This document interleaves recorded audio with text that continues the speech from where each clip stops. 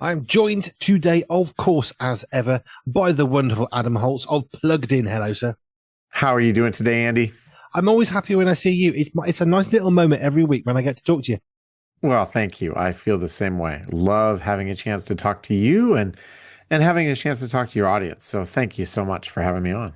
That is, it's a pleasure. I enjoy the fact we can talk about all sorts of things from movies to books Yeah. to games to CDs to. There's so much that we cover ground on, which I love.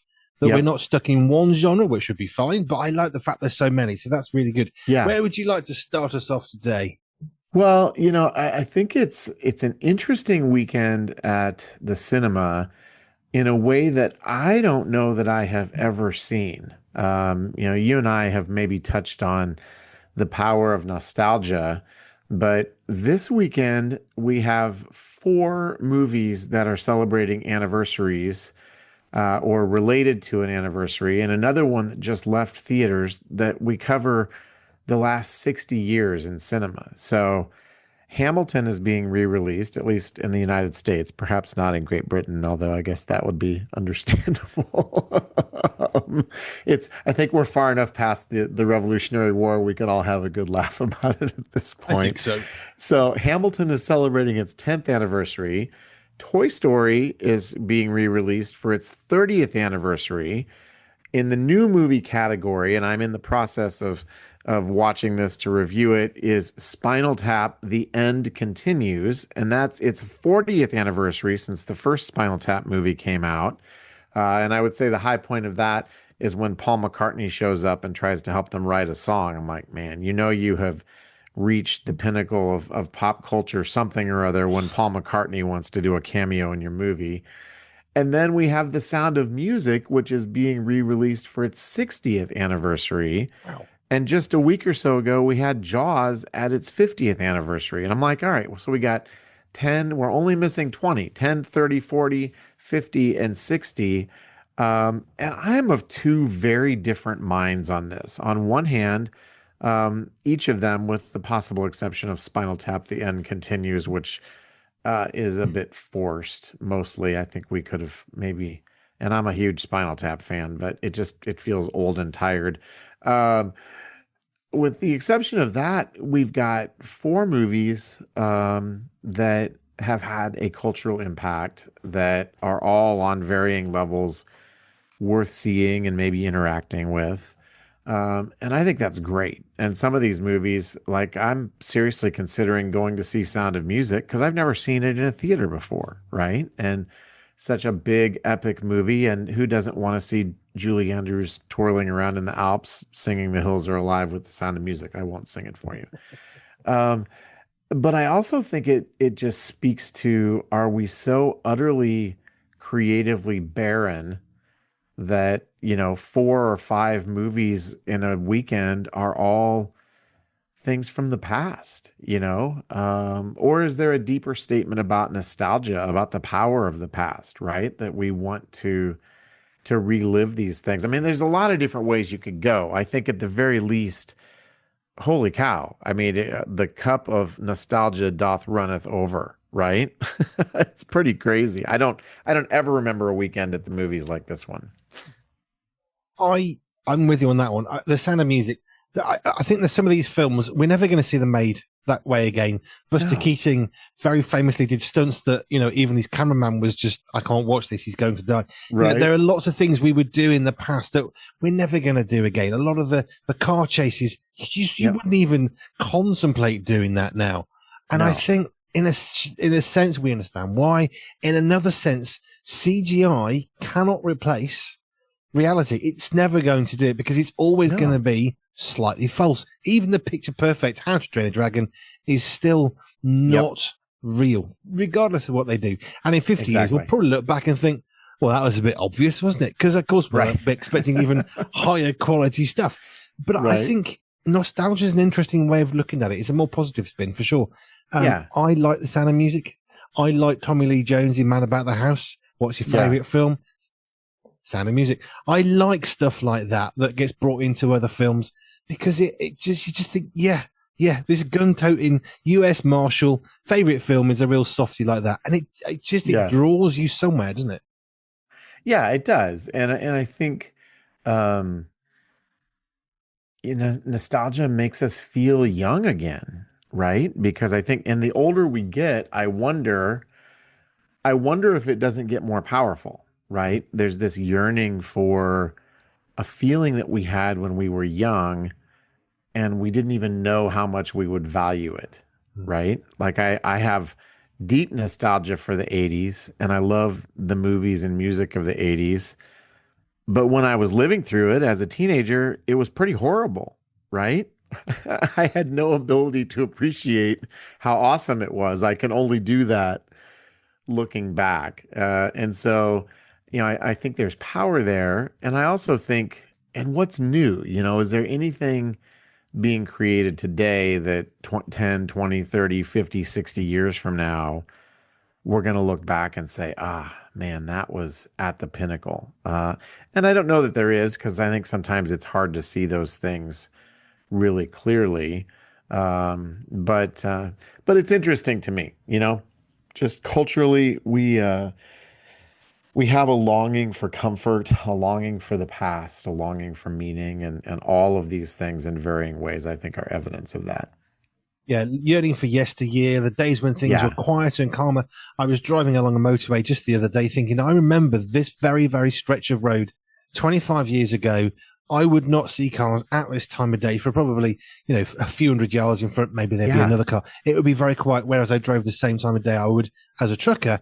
And there's two lanes, very, very cramped. Now, that's simply because of time passing. It's not very complicated. We can understand that, right. hey, more cars on the road. It's going to be busier. It's the way it goes. When it comes to movies and films, it doesn't work the same way because as we go along, it isn't just getting a bit busier. Actually, some of the new movies, they're too much. Yeah, There's too much stuff, and I wonder when they release the Sound of Music, did they think, in so many decades' time we'll be right, re-releasing this? I mean, I'm sure they hoped it would be good, but do you think right. they ever thought they would have that longevity? I don't know. No, I don't know that they did. I mean, how could you, right? And even up to, I'm going to switch gears slightly, but even right up to the release of Star Wars, they didn't know if they had a good movie that anybody would want to see, Yeah. right? And I've probably quoted her before, but I had a screenwriting class years ago with an ex-Catholic nun named Barbara Nicolosi who left that calling and actually moved to Hollywood to help Christian writers create stories that reflect and influence their faith, but within the mainstream. So she founded an organization called Act One for Hollywood. I don't think she's with them any longer, but she's an absolute firebrand. She's a hoot. Look her up, Barbara Nicolosi. But I took a screenwriting class with her, and she said, "Look, if Hollywood knew how to make a hit movie, they would make one every time." And that's always stayed with me. It's like there's a bit of magic and serendipity when something actually just works. And I can look at something like The Matrix, the Wachowski at that point, Wachowski brothers, who of course now the Wachowski sisters. um, as far as I'm concerned, tons of violence, but amazing movie. And then the next three that followed just failed to get there. So you can capture lightning in a bottle once, but that doesn't guarantee that you're going to be able to do it again. Which I absolutely agree with. Matrix 1, brilliant. 2 and 3, yeah, okay. There's only so many repetitions of the same character Right. replicated that it got to a point of, this isn't a movie. Now this is just silly. No, now it's just silly. Sometimes less is more. And actually, one Mr. Anderson Yeah, and, one Agent Smith were way more interesting than 5,000 Agent Smiths yeah. chasing Mr. Anderson. No, I completely agree with you. So that's some of the harking backwards stuff that's coming out. Yes. I was just thinking as you're talking about that of Mary Poppins, because Yeah. Mary Poppins 2, Emily Blunt, of course, took that role. I'm there, like, almost nervous, biting my fingernails, thinking, are they going to pull it off, or are they going to Yeah. trash another amazing of its time Yes. film and destroy it? And actually, I think very much so, Emily Blunt took on the role perfectly, and I think it was a Yeah. great success. It's not always like that, though.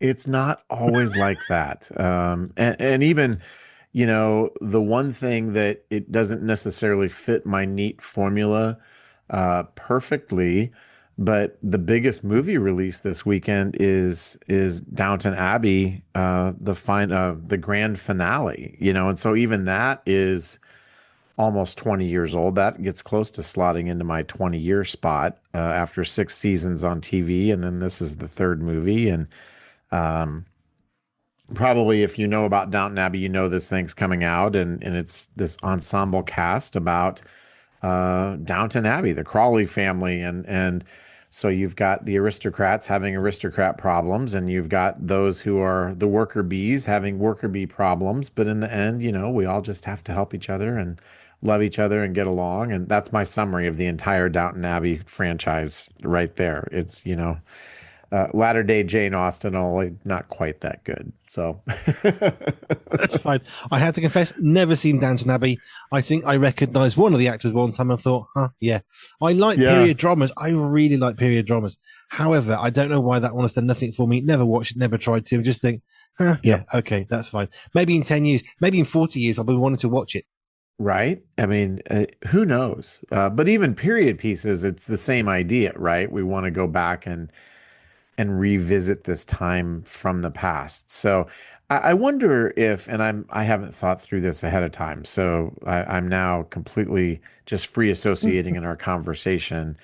Um, we have a fascination with the past because we're trying to make sense of the present, and obviously this week with Charlie Kirk's terrible, terrible murder, I think that the real world can lead to soul searching as we try to figure out why did this happen, and that may not be a question that we can answer, but it forces us to sort of confront reality, and Hollywood is often or always reliably there, and not just Hollywood, other places that make movies too, to give us stories that sometimes invite reflection about what really matters, and sometimes they're just distraction from the things that really matter because the real world can seem overwhelming, right? And so I know right now certainly is a season of reflection in the wake of this tragedy, and lots has been said. I don't have a lot to say other than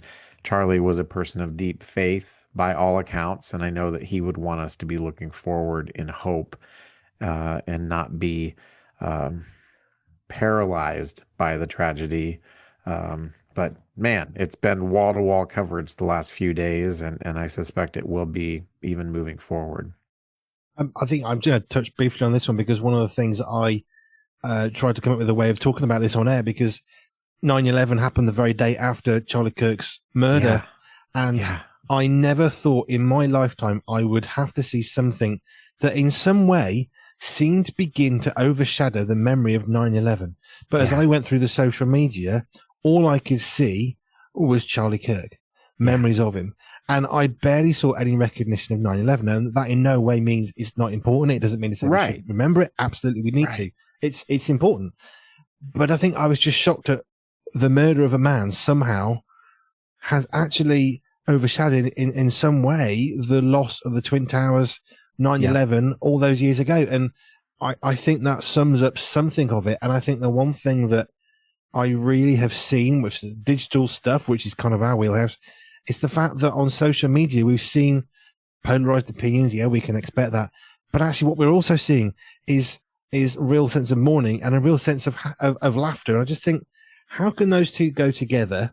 Yeah. That cannot be right. That just speaks of a really bad place in this world where Yeah. people think it's funny at all. This is a Yeah. father, this is a husband, this is a son, this is Yeah. somebody who's had their life taken.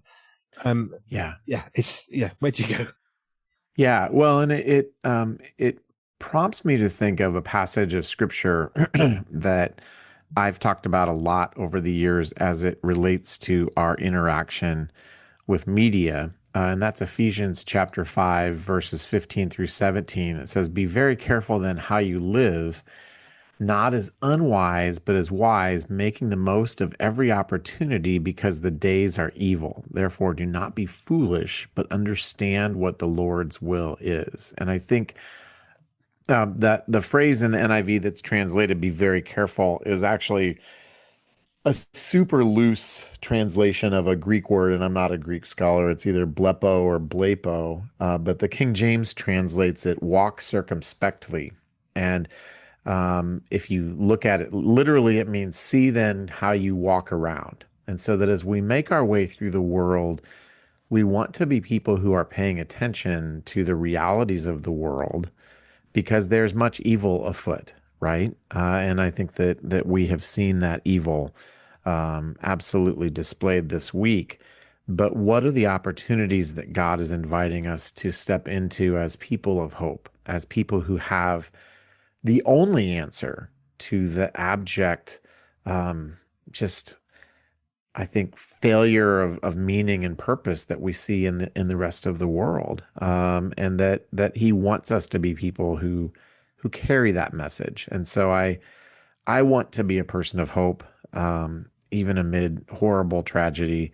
But it's not easy sometimes because we just can't always make immediate sense of the losses that we have seen and experienced. So anyway, I'll stop with my sermon right there, but I love that passage because I think it gives us a lot of perspective.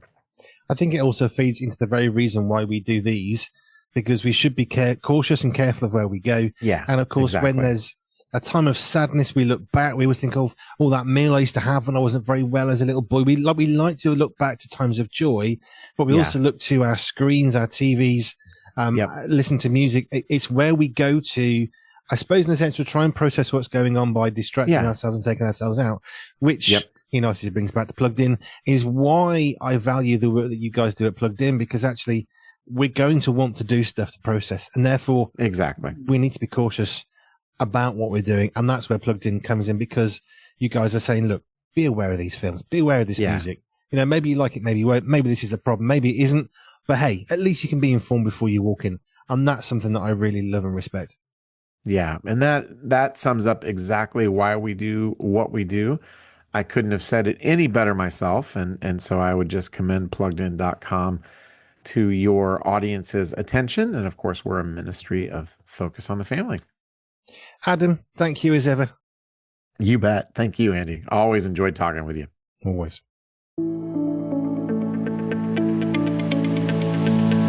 Did you know that at Pure 24/7 Radio, we also offer advertising? Advertising really does work. Let's face it, you're listening to this. Want to know more? Well, just go to pure247radio.org, pure247radio.org/advertising, and you can get everything you want and more there.